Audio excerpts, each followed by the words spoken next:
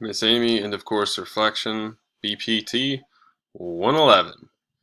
So, start out just looking at my paper right here, going off of, it was, the course was intended to be a healthy exposure to the basic, basic concepts of broadcast, and, putting yourself out there in the public and intellectual property. And I thought that it was effective, I think is the word most readily, in my head, it was effective in doing that. And so it was an effective course overall. Thinking about it like that just is kind of the way that I was thinking about it. And that's something I definitely now have. Like I think that yeah, copyright was probably one of my favorites as well. I thought that was especially interesting because I feel like that's something that all of us, whenever, I guess, you could say now we all produce content, but before me, a me that didn't produce content, like that was just always such an intimidating concept. Thinking about, how the accountability of,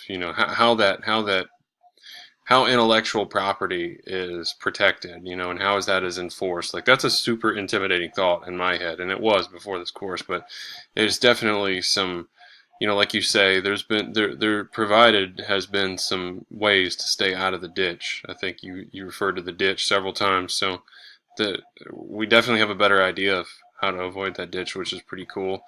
It provides a sense of security. That's nice, and you know, um, aside from that, there was also the First Amendment. We talked heavily about the First Amendment. That's really fun, as I said in my write up that I'm looking at right now. It's just fun to argue about things like that. Not for the sake of the conflict. I think it's a little immature just to trump it up to conflict. I just think that it's, we're all just trying to figure out what's true and what's not. You know what I mean? And that's the virtue of conflict. Conflict. That's the virtue of arguing about the things like we were talking about when we were covering First Amendment. And that's valuable to everybody. What is true and what's not. That's a fun thing to push for. I was kind of scrounging, like I said, at the bottom of my write up for what a critique would be, but I think it would probably be my necessity to actually access the online course materials, which is really shooting myself in the foot because you articulated what you think, which is that we should not have to buy, course materials when there is just so much, when there's access to so much online. Excuse me. I think that's something I can definitely relate to. It makes all sorts of sense. It makes all sorts of sense, dude. It really does. But I guess I don't know, I found myself like rarely going to even the Linda videos.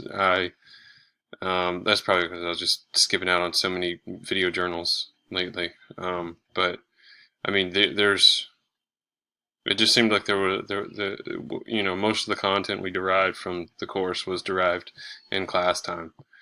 But like I kind of went back on myself in the bottom part of my write up, that's only a valid critique insofar as we needed those course materials. And like I said, it seems like most of the content derived was from the discussions and the assignments given in class. Anyway, that's the end of my video journal, Miss Amy. Thanks again. See you next semester.